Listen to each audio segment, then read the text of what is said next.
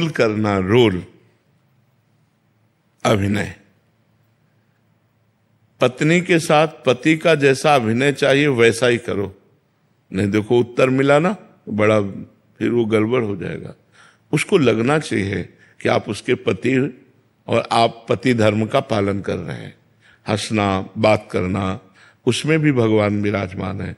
और एक पति का जो कर्तव्य है अपनी पत्नी के प्रति, उसका निर्वाह करना, अंदर ही अंदर नाम जप करना और बाहर व्यवहार संसार का करना।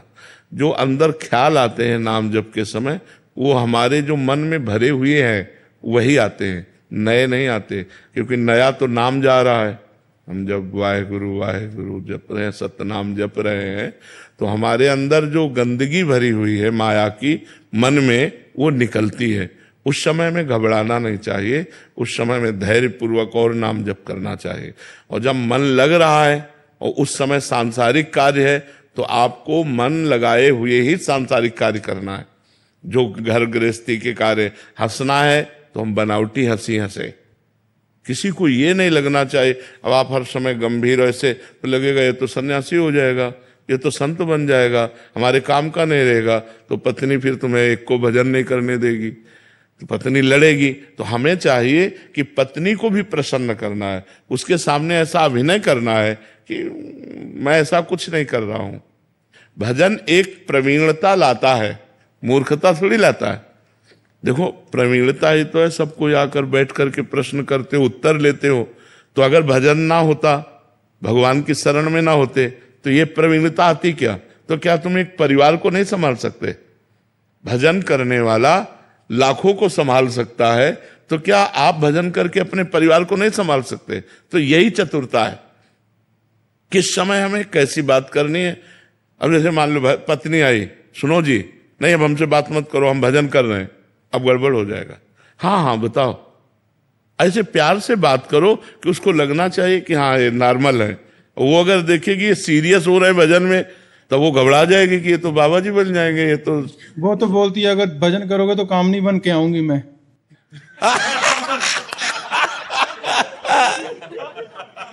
ये, और अगर तुम ठीक अभिनय करोगे तो अर्धांगिनी बन के रहेगी। ठीक कहा उसने, ठीक है। शार्दुल पटेल जी अहमदाबाद से। राधे राधे महाराज जी, आपके चरणों में कोटि नमन। महाराज जी, मैं एक व्यापारी हूं और मेरा काम करना और व्यापार बढ़ाना अच्छा लगता है मुझे। उसमें कभी आगे से पैसा अटकता है तो हमारे व्यवहार भी ऊपर नीचे होता रहता है, तो क्या इसका हमें पाप लगता है या नहीं? व्यापार बढ़ाने में ऐसा लगता है कि ज्यादा लोगों को काम मिल रहा है, पर इस चक्कर में हमारा जो भजन मार्ग है वो छूटता है महाराज जी। तो क्या इसको बढ़ाने का अंदर उत्साह रखना चाहिए या रुक जाना चाहिए? नहीं, करना चाहिए, व्यापार करना चाहिए। जो हमारे समाज के लिए, परिवार के लिए, हमारे खुद के जीवन के लिए आवश्यक है। वस्त्र, भोजन, अर्थ, विविध प्रकार की कार्य प्रणालियां, ये सब व्यापार, नौकरी, किसानी, जो जिसके भगवान ने आधार दिया है उसी के आधार से अर्थ आता है, अर्थ से व्यवस्था होती है। तो हमें कार्य करना है, लेकिन अधर्म युक्त नहीं, धर्मयुक्त। व्यापार करना है, उचित मुनाफा लेना है, क्योंकि उस मुनाफे के बिना व्यापार का महत्व क्या रहा? उचित मुनाफा लेना है, सही वस्तु देना है, सही तौल में देना है, बेईमानी नहीं करना है। खूब बढ़ाओ व्यापार, कोई परेशानी नहीं। अगर हम अधिक धन के लोभ में बेईमानी करने लगे, तौल में घाटा, वस्तु में अधिक मुनाफा लेकर, वो भी ठीक नहीं है। उचित मुनाफा, सही तौल, तो हमें लगता है व्यापार बढ़े, कोई परेशानी नहीं इसमें। भगवान नाम जितना आप जप पाए जपिए, नहीं उस व्यापार को भी भगवान की पूजा मानकर व्यापार रूपी कर्म को भगवान को समर्पित कर दीजिए। जब युद्ध रूपी कर्म भगवान की पूजा हो सकता है, तो व्यापार रूपी कर्म भगवान की पूजा क्यों नहीं हो सकती? भगवान की पूजा केवल अगरबत्ती, धूप बत्ती या आरती मात्र नहीं है।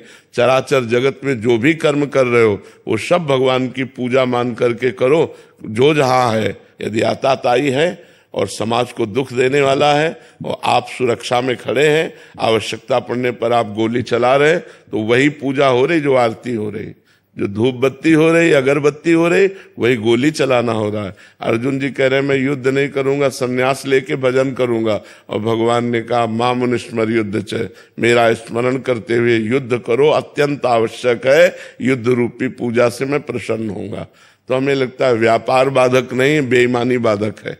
हम बेईमानी ना करें, व्यापार खूब अच्छे से बढ़ा करके करें, कोई परेशानी नहीं है। भगवान का नाम जप करें और व्यापार से आए हुए धन से दूसरों का भी हित होगा, परिवार का, समाज का, हमारे द्वारा हित हो। यही तो हमारे मनुष्य जीवन की सार्थकता है। मान लो कोई बीमार आदमी है, पैसा नहीं है, आप दवा में लगा देते हैं, आपकी सार्थकता हो गई जीवन की। कोई भूखा है, भोजन दे देते हैं। सर्दी का समय, कोई सर्दी से कांप रहा है, फुटपाथ में बैठे उसको अपना साल उड़ा देते हैं। यही तो मनुष्यता है, यही मनुष्यता, यही हमारे कमाने का फल है कि हम स्वयं पावें और दूसरों। देहात में एक दोहा कहते थे, साईं इतना दीजिए जामे कुटुंब समाए, मैं भी भूखा ना रहूं और अतिथि न भूखा जाए, साधु न भूखा जाए। तो ये करना चाहिए।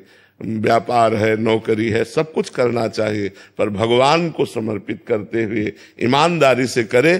तो आज हमारे समाज में ईमानदारी और धर्म का महत्व घटता जा रहा है। कोई भी काम है तो घूस चाहिए, बेईमानी से चाहे हो, चाहे छल कपट, ये सब ठीक नहीं। ईमानदारी से अगर हमें सरकार जो वेतन देती है, हम उसके अनुसार अपने परिवार को चलाएं, भले साइकिल से चलें, और धर्म से हम अपने पद का प्रयोग करें, तो भगवान की पूजा हो गई, वही भगवान की प्राप्ति का हेतु हो जाएगा। और अगर हम अधर्म से चलेंगे तो आज नहीं तो कल हमें पतन का रास्ता देखना पड़ेगा, पक्का देखना पड़ेगा।